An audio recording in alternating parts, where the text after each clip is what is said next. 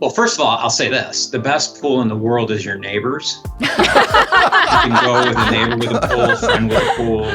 That's the smartest way to go. It's the cheapest way to go. Welcome back to Better Buyer, your source for the latest consumer news, business reviews, and marketplace insights. I'm your host, Matt Scroggs, and this week I sat down with Tom Williams from Bracing Systems, one of the largest masonry supply companies in the U.S., along with Madison and Jessica from our Better Buyer consumer team to answer your frequently asked questions about installing and owning an in-ground swimming pool. So let's jump right in, no pun intended.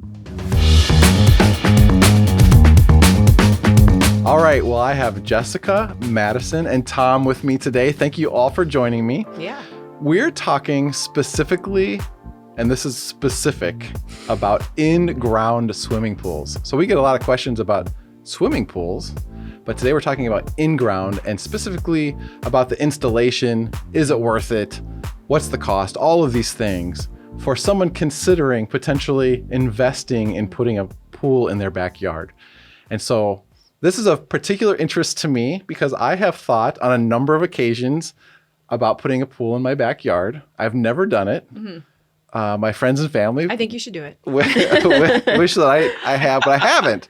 And the reason I haven't is really because of the questions we're going to walk through today with Tom. Some things that have held me back, and it may even be a misconception. So we're going to jump into this topic. I think it'll be fun, and we have an expert with us today. So Madison, I'll let you get us started. Yeah, absolutely. Thank you so much for having us. As a part of the Better Buyer consumer research team, we know that we get lots and lots of questions from homeowners just like you who are interested in installing a pool into their home, but they've got questions before they want to dive in. And that's why we've got Tom here from Bracing Systems, who's also the parent company behind DiscountContractorSupply.com. And Tom, I know that you know everything that there is to know about concrete and masonry and everything like that. So why don't you just give us a quick overview of who Bracing Systems is before we dive in here? Bracing Systems is a equipment and supply house that was started in 1973 in the Chicago metro area. We serve most of northern Illinois and northern Indiana with different contractors. But that also drags us into pool contractors. We had several of them that we actually serve. So I do know a lot of different contractors that put pools in. So basically, you're a very seasoned expert when it comes to concrete, pools, etc. You've poured a lot of concrete over the years.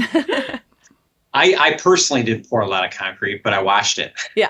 So I put in, my father used to install pools when I was a lot younger, so I got involved in that at a young age. We owned a pool since the day I was born, so I do know a lot about, closing pools, and, opening pools, taking care of pools, vacuuming pools, all the problems that are associated with it. So it's something that I've been involved in most of my life, and I own a pool currently.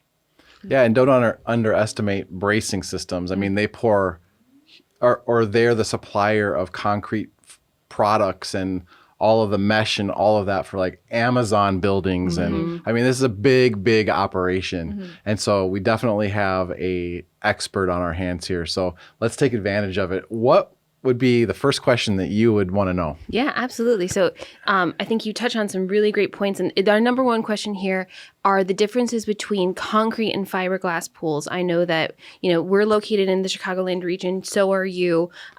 If you were a Chicago homeowner, what would you rather have in your backyard, a concrete or a fiberglass pool? Actually, you're missing one of the categories. So there's three. There's liner pools, okay, which has a rubber liner in it, and it usually has a galvanized back and a sand bottom. There's fiberglass and there's concrete. Now the prices for the fiberglass and the liner pools are about the same, and then the concrete ones definitely go way beyond that in this area. I personally like a liner pool with a galvanized backing. The reason is because every 10 years, you could just order a new liner and make the whole pool look brand new again. Your equivalent to that with the concrete pools, you actually have to have the pool interior resprayed, the cracks fixed, painted. Fiberglass, sometimes if it gets really bad, they last longer than a liner, but it's popping the whole thing out and putting a new one in. So it's like getting a new pool. So in this area particularly, I would go with a liner pool if it was my option to pick it. If I went down south, 99% of the pools down south are all going to be concrete. That's typically what they do down there. And that's just based on the fact that they're open all year round. They don't have freeze and thaw to deal with like we do. So all those issues of cracking and all the other things that come with it are not a problem. Well, the number one by a mile, you two know this, number one question that's asked about in-ground swimming pools. Can you guess what it is? The cost? It's the cost. It's the cost. I mean, like 90% of the inquiries, and I actually did a little research to even see on Google what the search volume was for in-ground swimming pools and the questions that are being asked. And it was overwhelming. What is the cost? So with that said, I think anyone watching right now is probably like, get to the cost. So you've mentioned 3 different pool types. What are the costs of putting these suckers in? Well, first of all, I'll say this. The best pool in the world is your neighbor's. You can go with a neighbor with a pool, friend with a pool. That's the smartest way to go. It's the cheapest way to go. So that price is $0, maybe a case of high noons. But that would be the extent of it. Putting pools in, once again, it depends on where and what style.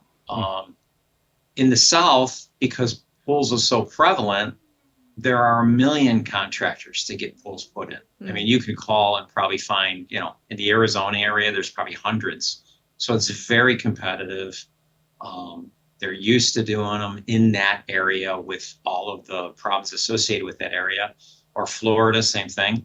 So I would say the price probably is more competitive than it is in the North. In the North, it's a seasonal job. It starts around mid-April at best, depending on weather, to install a pool. And it finishes up probably in October. Right now, a lot of pools are being closed. So their ability to put in a pool is a limited season. You have to make a living out of it. So typically that would mean the margins are higher, because you got to make a whole years of living out of it. So I would say in this area, if you're talking, bare bones, in-ground pool, liner pool probably being, or fiberglass being the cheapest, you're starting at $100,000. If you don't have $100,000, I wouldn't even think about it. Because you got landscaping, you got patios, you got pool houses, you've got required fences in a lot of jurisdictions. Some areas don't require a fence, but most do. So that right there could be $10,000 for the fence alone. So there's a lot of things to consider before putting in a pool that would get you that number. Now that number could go easily into, somewhere between 100 and 500,000, depending on what you want to do. You want to put a slide, rocks, shape, automatic top. Do you want it to have an automatic ability to clean itself? Are you going bromine, chlorine, salt water? I mean, there's just so many options.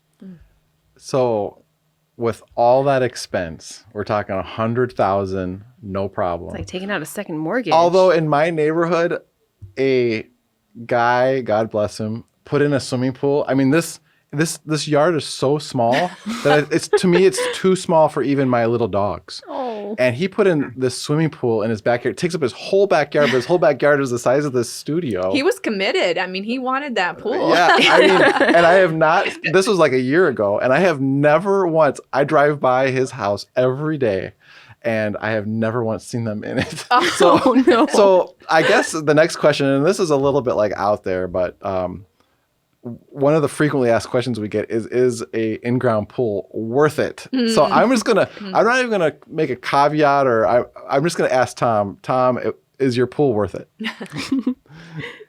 Yeah, no, it is. It actually is. When you have, I mean, I would say now that our kids have left the home and are adults and married, I would say we don't use it as much as we used to. But before that, when the kids were younger and we put it in, it was probably the best thing we ever did with money that I've ever done. I mean, because it's not like a vacation house or even a lake house where you're away from your home all weekend. You're always traveling.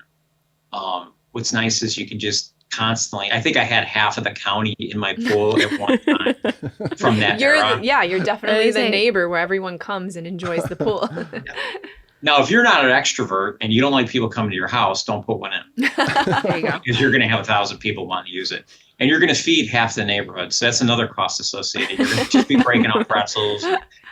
But it was great. It was the best thing we ever did. Our kids really enjoyed it. They really used it. And now that they're starting to have grandkids, they want to come back and use the pool. So it's getting a second life. So I would say, yeah, it's good. Once again, you got to be able to afford it. If you don't want someone to maintenance it for you, you're going to have to definitely take care of it yourself. And it's not that big of a deal. You know, once you get to learn the ins and outs of how to control the chemicals, how to test them, how to open it, how to close it, these things aren't real difficult. It can easily be learned by the average person. And it takes about 20 minutes a week, maybe longer, to maintenance the pool. You just got to check chemicals. A lot of people are using robot vacuums, so that makes it a lot easier. So these things are. They had a Roomba for pools. Yeah. So do you maintain your own pool or do you pay someone to do it? And if you maintain your own pool, do you actually like doing that? That's a good question. You know, I used to love it. I used to actually enjoy it. It's actually kind of fun. I think the biggest problem I had was I had some back problems, so it was hard. Everything, you know, with a pool is you're leaning over and doing a lot of work on it. So I just decided about 5 years ago, instead of going to the chiropractor 20 times a week, which is just as expensive, I might as well hire somebody to maintenance my pool. So I'm actually saving money now and not costing myself money. Pool maintenance is the way to go, I think, if you can find a guy in your area. Now, that's another thing. That I would say 10, 15 years ago, to find somebody to maintenance a pool in the Chicago area was impossible. No one did it. It wasn't a long enough season. The installers didn't maintenance pools, but now it's becoming more prevalent. It's getting more competitive. The prices are better. So I would say you're talking about, maybe to have somebody maintenance your pool, you're probably talking about $3,500 a year. Yeah, I was for the going to open say, season. beyond all the food that you're going to be supplying to your neighborhood, the cost of actually paying someone to do it, you're saying it could be around $3,500. And you just got done saying, hey, 15 years ago, it was hard to find somebody in the Chicago area where you live. Is that the same situation everywhere? Like different metro areas, are you always going to find pool people? But you go out of town any decent range and then it becomes a problem? You know, I've been to Arizona a lot. I've been to Florida a lot. I have friends in both places, and I have friends with pools both places. No one down there that I know maintenances their own pools. There are people, you could literally go to the grocery store and half the people in the grocery store would maintenance a pool for you. That's how it's a huge business. A guy with a pickup goes around. I mean, it's way more reasonable than up here pricing wise. We're talking like about a third per week. Oh, wow. So let's say somebody here would charge you like $150 a week to do it. Down there, it's around $40 because there's just so much competition. And so no one maintenances their pools in the South that I know. Well, Tom, what would you say that the cost difference is between maintaining your own pool or hiring out? I know you said it was about $3,500 a year you could expect if you were having it maintenance, but if you were a DIY type of person, how much is that going to cost you? If you're just talking pure chemicals, I would say in a year, and this is once again dependent on what type of system you have, salt water versus bromine versus chlorine. But I'm very familiar with the chlorine pool. I would say just the chemicals alone are going to cost you about $500 a year. When you open the pool, you might have some things that are broke, a couple things that you have to replace, maybe a set of filters for your filter system. Now, once again, there's several different filter mediums. You can have a sand filter, which means you change your sand out. Sand's cheap. It doesn't filter as well. Then you've got cartridge filters. You've got dimaceous earth filters. So there's all kinds of different ways of filtering water, but all those require changes every year. So I'd say you're probably talking maybe a third the cost if you did it yourself. Okay. Interesting. We're talking about cost a lot, but that is really what people want to know. One of the facets of that I find interesting, and I had a previous conversation with Tom prior to this, is does it affect the value of your home? And now in years past, I was told, if you want to sell your home, don't put a pool in. Mm-hmm. And I've even heard of people filling in swimming pools in order to sell their home. Yep. But I don't think that is as much the case anymore. Tom, maybe you can elaborate on that. Yeah, definitely. In the I'd say previous to 2020, pools, if you talk to a realtor, they would be like, hey, the pool's not going to help you sell it. If anything, it will hinder a large group of the population, at least half, because the biggest concern people have with a pool, and it's rightly so, maintenance, the costs associated with taking care of it. They're not familiar with the pool, so they have no idea how to inspect it to know if it's up to par, if it's ready to go. There's really not a lot of pool inspectors you can hire to look at a pool and say, hey, is this thing really something I want to own? I mean, a lot of people are worried about kids drowning. They don't swim themselves. They don't want to become that guy in the neighborhood that has everybody over. So it hurts your value. Mm-hmm. But I would say that changed a bit in 2020. For some reason, during COVID, people really centered on their homes as, they couldn't go anywhere. So they're like, hey, let's make our house the center of the world. And so pools became all the rage. And now, and I think it's still the case, pools are adding to the value of the home. I just had a realtor look at my house to get a valuation, and she was like, wow, this is going to be a big selling point. And she actually mentioned the fact that previous to that, she'd have to talk people into wanting property with a pool. But now people are actually seeking it out.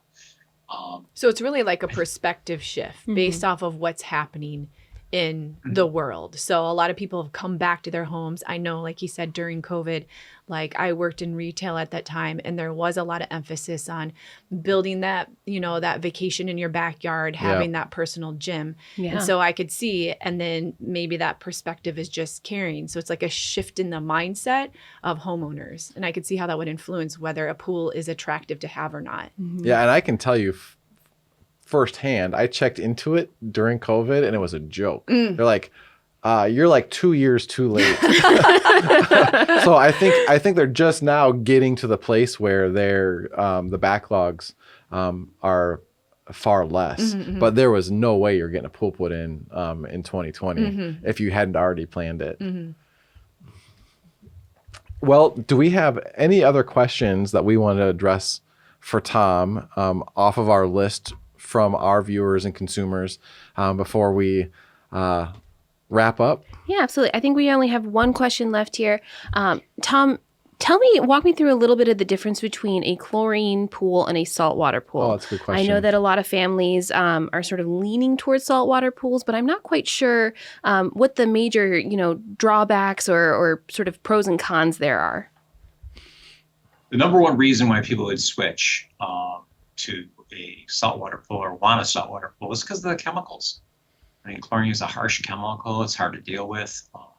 It's also more expensive. So saltwater would be my choice. If I had a choice between what I could use based on, if I could pick anything, I would pick saltwater.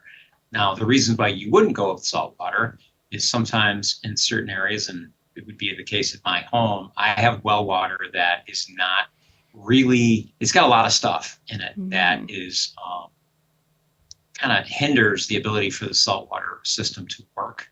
And chlorine has enough of a bite to really kind of neutralize the things that are coming out of the ground that would make pool quality better. I did make an attempt to switch to saltwater probably, I don't know, I'd say 8 or 9 years ago. It was unsuccessful. It's a big deal to switch because first of all, it's a whole different way of running a pool.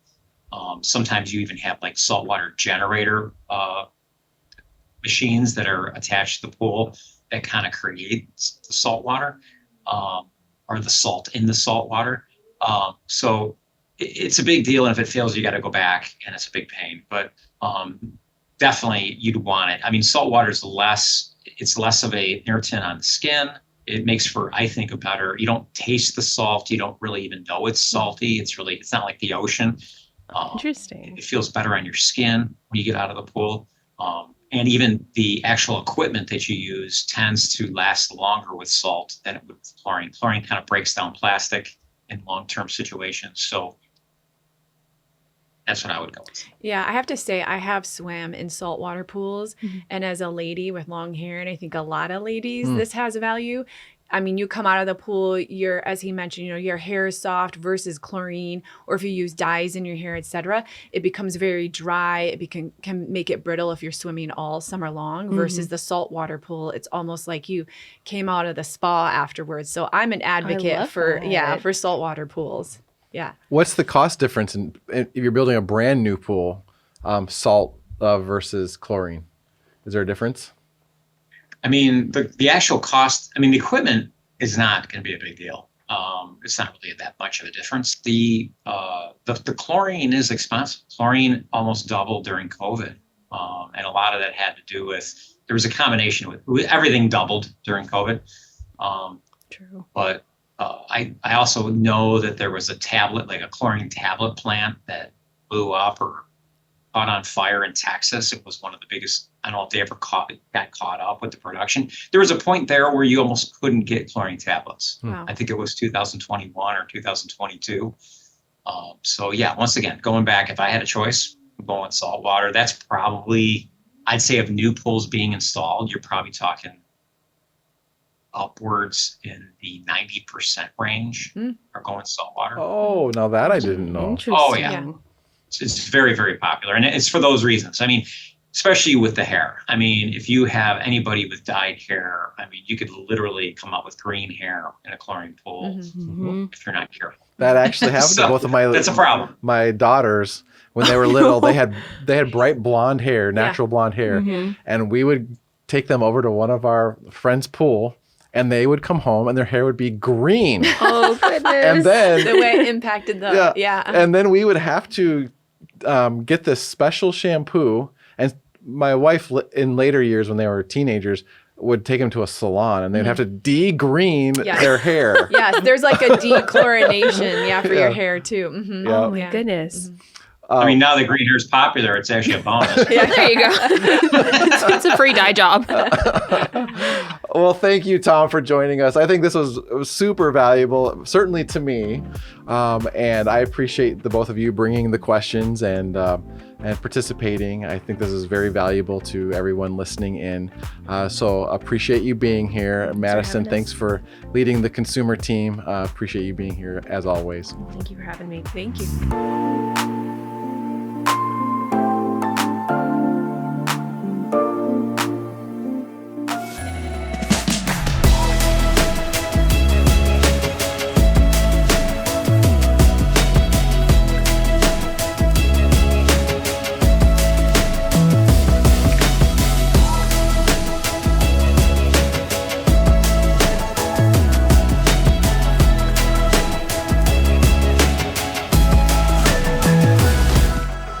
Oh hey, if you like this video, be sure to try out this one, or subscribe to our YouTube channel.